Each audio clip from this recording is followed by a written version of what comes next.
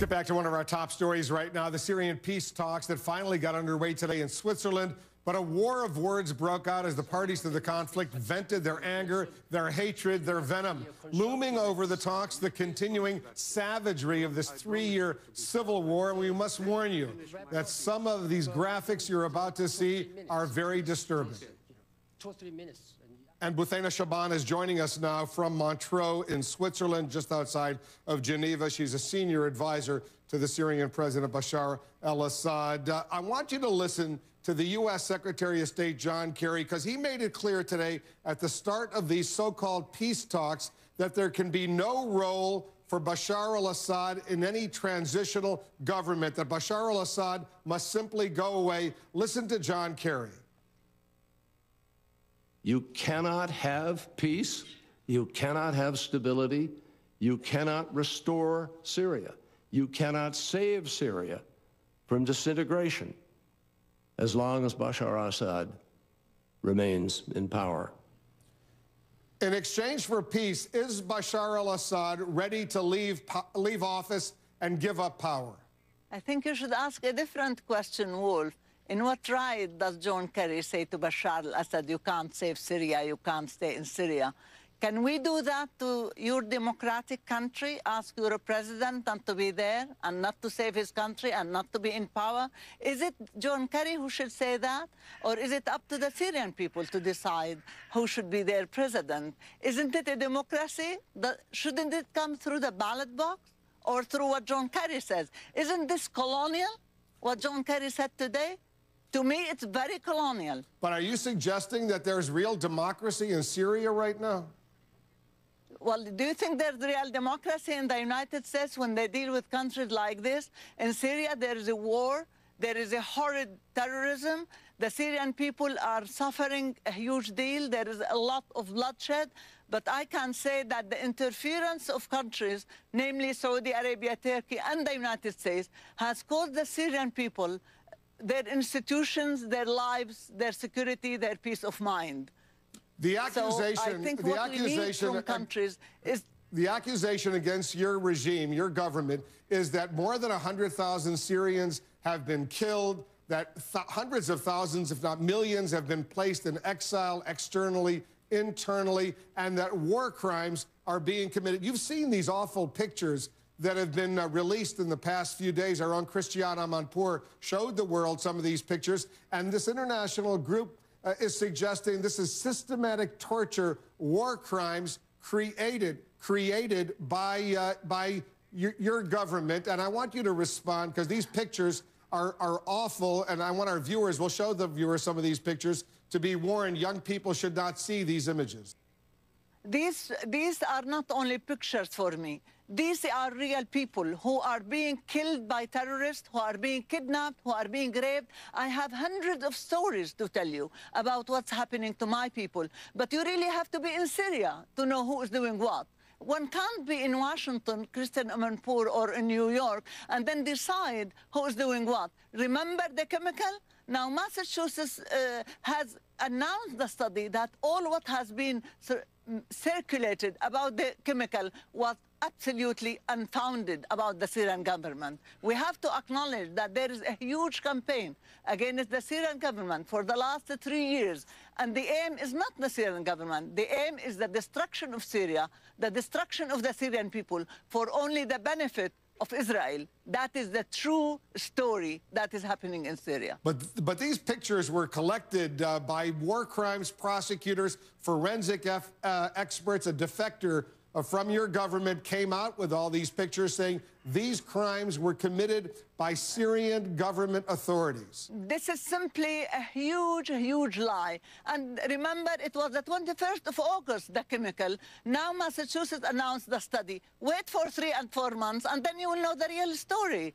You know, the problem is that the Syrian people have been victims of so many lies circulated in order to justify this horrid war that has affected our lives, affected our country, that horrified our people, that trying to create an ethnic conflict, trying to create a religious conflict in a country that has been a safe haven for refugees throughout its history. On the chemical weapons, there's negotiations. The U.S., Russia, others have been involved. Are you saying that your government was not involved in creating and storing weapons, chemical weapons? I'm not saying my government has what it hasn't. I'm saying my government has never ever used chemical weapons. Chemical weapons were used by these terrorists, and we know the countries who had been helping them. It is a terrible crime what's happening against the Syrian people, and it is basically through foreign intervention, Saudi, Turkey, and unfortunately with the support of the United States. There's one man in the United States who's misleading the United States about what's happening in Syria, and I think you should stop him. It shouldn't continue like this. Who's that man? Who are you talking about? I'm not going to name him. You know him. Everybody knows him. Everybody knows who? You're talking about the President of the United States, the Secretary of State. What are you suggesting? Everybody. No, I'm not talking about that level. Everybody knows who is trying to manufacture so-called opposition. Those people who we saw today in the meeting room have not been to Syria for the last 30 years. They have nothing to do with the Syrian people. They do not represent anyone from the Syrian people. I don't know whether they represent some kidnappers or some criminals. I don't know who do they represent. I think you should ask who do they represent. If you take them to the Syrian people and try to ask them to go through elections, I don't think there are 5 people in Syria who would know them or who will elect them. Are you talking about Syrian opposition leaders, the rebels as they're called? Is that what you're talking about? The ones we saw inside the room today are not opposition leaders. There is a genuine national opposition inside Syria and outside Syria of people who would not accept this destruction to go on, of people who care about Syria, who care about the country, who care about the people, but unfortunately these people were not invited.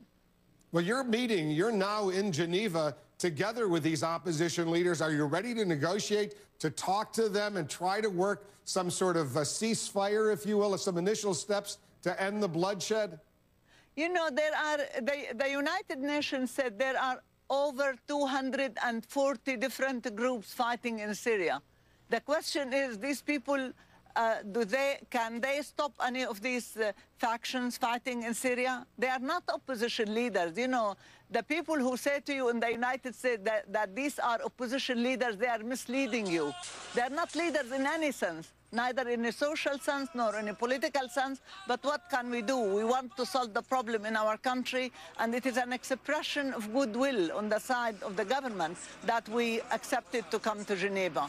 But truly, the solution for Syria should be made by the Syrian people inside Syria, not in Geneva. So what do you hope should emerge from these talks in Geneva right now? Because you're sitting down with these Syrian opposition leaders. Yeah. Well, what we hope for is that everybody would decide that the interest of Syria, that the interest of the Syrian people should be put above everything. And we hope that countries who are supporting Wahhabi thinking, Wahhabi trends, who are supporting terrorism, will stop supporting it. Wolf, listen to me. Wahhabism is not only a danger to Syria, it's a danger to the entire world. You don't need Osama bin Laden to come next time, you know, or somebody like Osama bin Laden. What we are facing in Syria is a very, very dangerous mentality that is destructive to the modern thinking, to the modern world, to the coexistence, to living together. It is extremely dangerous. The least thing the West can do is to support the Syrian people against this horrible Wahhabi extremist Qaeda thinking. And when you hear the opposition say that your government, the government of President Bashar al-Assad, is engaged in systematic torture, war crimes, brutality, crimes against humanity, and that they should be charged with these crimes by the International Criminal Court in the Netherlands, what do you say?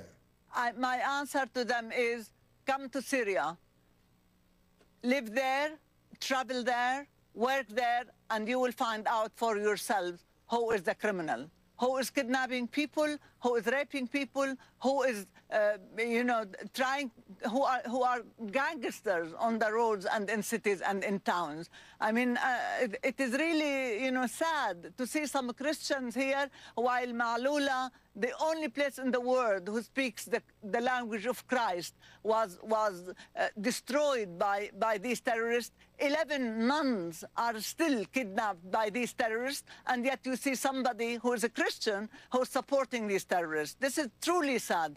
The world should know the real story, Wolf, believe me. All what's circulated in the media, or most of it, to be accurate, most of what's circulated in the media has nothing to do with what's happening in Syria. I've been living there for the last 3 years. Of course, I've been living there always, but I have not left Syria during this crisis, and I know exactly what's going on.